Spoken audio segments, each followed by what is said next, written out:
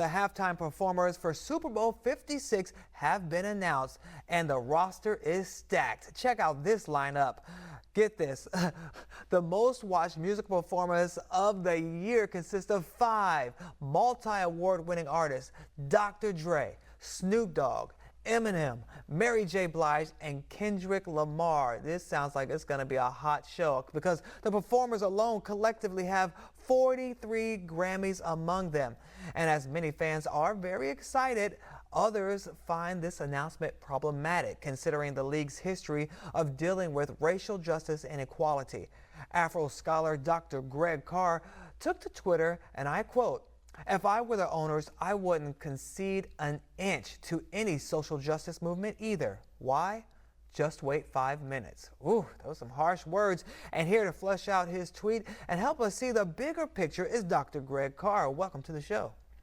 Glad to be with you, Brother Shannon. So let's start off by getting you to help us understand your tweet a little bit better and give us a little bit more context into what you were saying.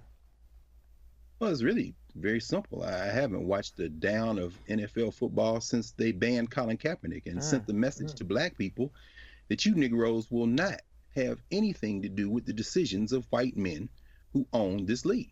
It's very simple for me. I mean, I'm not asking anybody else to do what I'm doing, and I've missed the career of Lamar Jackson. I lived in Philly for 17 years, so I missed Mark Hill's beloved Eagles winning the Super Bowl. But it's very simple for me.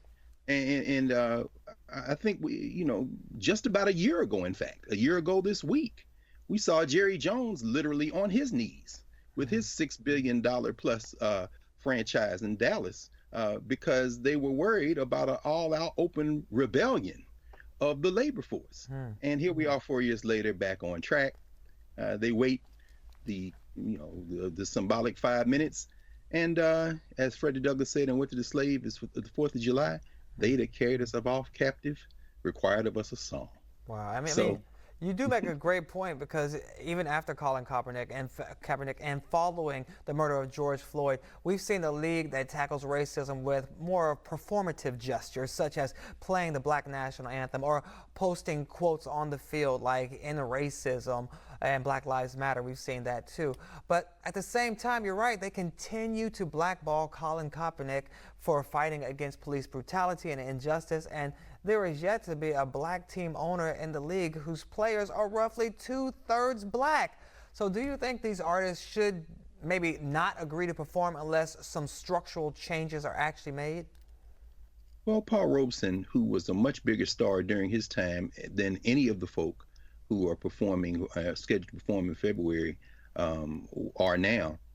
He said in his memoir, in his autobiography, "Here I Stand," in the 1950s, he said, the artist must make a choice. I made my stand. And so I don't, I'm not boycotting any of the performers. It just seems to me to be fairly simple. On one side, you've got folk like Jay-Z, Sean Carter, and others. And by the way, his company has been the one that has staged the last 3 Super Bowl, including this one, put that together, who are basically saying we can work from the inside. History tells us, of course, that doesn't work.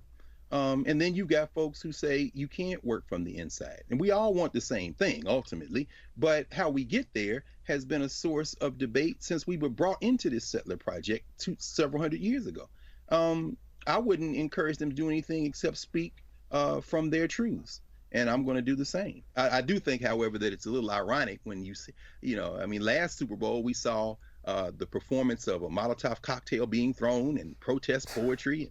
Meanwhile, the police keep hunting, brother. So, Well, because there are some out there who will say, you just can't make people like Dr. Carr happy. You wanted diversity. We gave you a black halftime show, and you're still not happy. So what do you say to these people that are missing the mark? They're not seeing what you're seeing.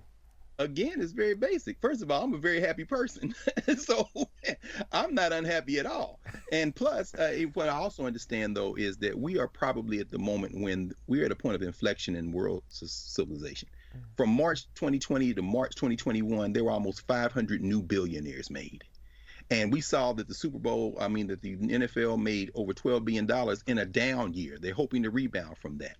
But the problem is the inequality has risen.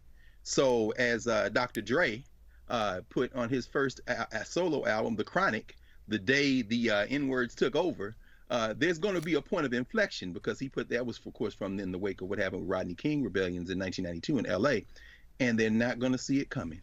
So everybody enjoy the show. It's not going to stop what's inevitable, though, brother. Yeah, well, as an Africana Studies scholar, you regularly talk about the difference between the governance structure and the social structure. So how can we really apply that differentiation in this instance? Well, I think it's very important. I'm glad you raised that. That's a framework we put together when we put together the mandatory high school class in Philadelphia, the African American history class that all high school students have to take. The social structure asks the question, who are African people to others? Well, in this case, we see who we are, entertainment. The governance question asks, who are we to each other? Now, who we are to each other is folk who have to take a lot more seriously the idea of how we come together to plan our liberation movements and how we work in concert. So if any of these entertainers want to sit down and begin to think through the question of what their responsibility may or may not be in a public platform, that isn't a conversation to have with the social structure. That's an internal conversation, which is again why platforms like this and Black News Channel is so important. And I'm glad to have this conversation with you tonight, Shannon. I'm glad that we're having it. And is there anything that you think people that are watching can say or do to help, I guess, promote the right message and try to make an actual change instead of, I mean, do you hit them in the pockets? Do you hit them where it hurts, where the green is? Well, I think that Dr. King showed us the value of that and the limits of that in terms of economic boycott. It was the weapon, I think, that forced more than any other single organizing effort this country to realize the potential threat to stability if change wasn't made. But I encourage people, because I'm an educator, I encourage people just to study, to have conversations, and to think for themselves. And ultimately, I think that's when we start making the right kind of choices. But in this case, I don't suspect anybody's going to hit anybody in the pocketbook. They're too excited about the fact that they're going to get to see 21st Century Minstrel Show in February 2022. Dr. Carr, tell us how you really feel. Oh, no, that was, brother. Trust me.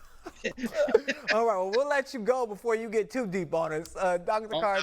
No. We got to stay on the air, man. We want Right, the right, FCC. right. All right. They're like, what did he say? Oh, no, we'll have to read one of those books behind you instead. All right, Dr. Carr, thank you so much for joining us and showing us the big picture here. And be sure to join the conversation at home as well. We want to hear from you, so head over to our BNC Instagram and Twitter pages and let us know how you feel. Also, visit our website, bnc.tv, and subscribe to our YouTube page to check out clips from the show.